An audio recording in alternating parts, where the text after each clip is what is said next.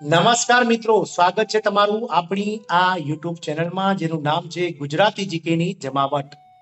મિત્રો, આજના વિડીયોમાં આપણે વાત કરીશું ઓલ્ડ પેન્શન સ્કીમ એટલે કે જૂની પેન્શન યોજનાને લાગુ કરવાને લઈ અને મિત્રો જે સરકારે જે જીઆર જાહેર કરી દીધો છે અને જે સરકારી કર્મચારીઓ છે કે જેઓને જૂની પેન્શન યોજનામાં મિત્રો સામેલ થવાનું છે તેઓને મિત્રો 6 મહિનાનો સમયગાળો આપી દેવામાં આવ્યો છે લેખિતમાં બાંયધરી આપવામાં.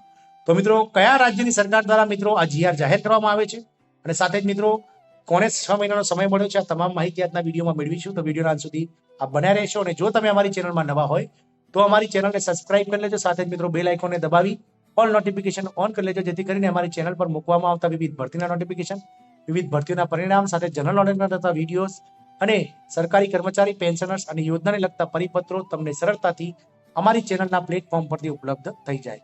તો મિત્રો, જે ઓપીએસ જે છે એટલે કે જૂની પેન્શન યોજનાને લઈ અને મહત્વના સમાચાર આવી રહ્યા છે. કર્મચારીઓ માટે ખૂબ જ શુભ સમાચાર છે, કારણ કે તેમને મળશે જૂની પેન્શન સ્કીમનો લાભ. આ રાજ્ય સરકાર દ્વારા જાહેર કરવામાં આવ્યો જીઆર અને મળ્યો 6 મહિનાનો સમયગાળો. મિત્રો, તો સરકારી કર્મચારીઓને જૂની પેન્શન યોજના અને નવી પેન્શન યોજના વચ્ચે પસંદગી કરવાનો લાભ મેળવવા માટે 6 મહિનાનો સમયગાળો આપવામાં આવ્યો છે. તો મિત્રો, આપણે જે વાત કરી રહ્યા છીએ તે ભારતના એક રાજ્યની વાત કરી રહ્યા છીએ, જ્યાં રાજ્ય સરકારમાં નોકરી કરતા કર્મચારીઓને જે છે તે 1/1/2004 પછી નોકરી લાગેલા કર્મચારીઓને જૂની પેન્શન યોજના એટલે કે ઓપીએસ અને ન્યૂ પેન્શન સ્કીમ એટલે કે નવી પેન્શન યોજના આ બંને વચ્ચેથી મિત્રો જે પસંદગી કરવાનો જે સમયગાળો છે તેના માટે હાલ 6 મહિનાનો સમયગાળો આપવામાં આવ્યો છે. એટલે કે આગામી 31 જુલાઈ સુધીમાં તેમણે મિત્રો સરકારને લેખિતમાં મિત્રો તેમણે એનપીએસમાં રહેવું છે કે ઓપીએસમાં જોડાવવું છે તેના વિશે લેખિતમાં મિત્રો જે છે તે જાણ કરવાની રહેશે. મિત્રો, વાત કરીએ મિત્રો કર્મચારીઓ માટે સારા સમાચાર છે, તેમને જૂની પેન્શન યોજનાનો લાભ મળશે. નવેમ્બર 2005 પછી સેવામાં જોડાયેલા કર્મચારીઓ આ યોજના માટે પાત્ર ગણાશે. મિત્રો, કોણ પાત્ર ગણાશે? તો નવેમ્બર 2005 પછી જોડાયેલા તમામ કર્મચારીઓ આ યોજના માટે જે છે તે પાત્ર ગણાશે. આ અંગે સરકારી દસ્તાવેજ જારી કરવામાં આવ્યો છે.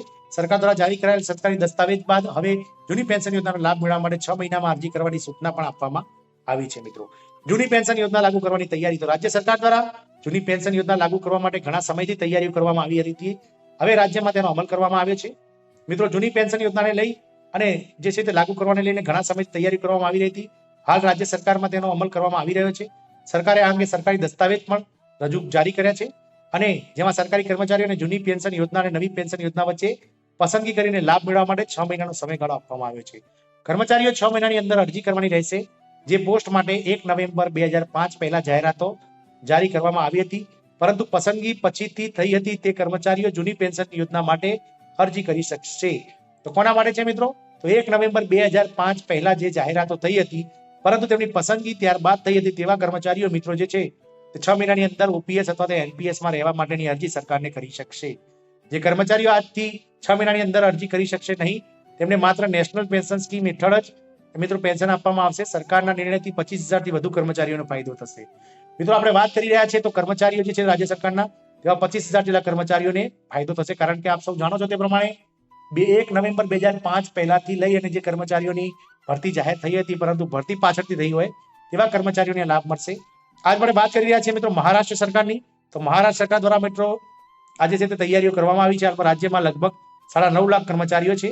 આવી સ્થિતિમાં તેઓ નવેમ્બર 2005 પહેલા સેવામાં જોડાયા હતા અને પહેલેથી જ જૂની પેન્શન યોજનાનો લાભ લઈ રહ્યા હતા, પરંતુ 2005 પછી જૂની પેન્શન યોજના બંધ કરી દેવામાં આવતા તેમના માટે આ એનપીએસ લાગુ કરવામાં આવી હતી. તો મિત્રો, જે છે તે એનપીએસ ની રાહ જોઈ રહેલા મહારાષ્ટ્ર સરકારના કર્મચારીઓ કે જેઓ 1 નવેમ્બર 2005 પહેલા સેવામાં લાગ્યા હતા તેવા કર્મચારીઓ માટે ખૂબ જ આશાસ્પદ સમાચાર છે.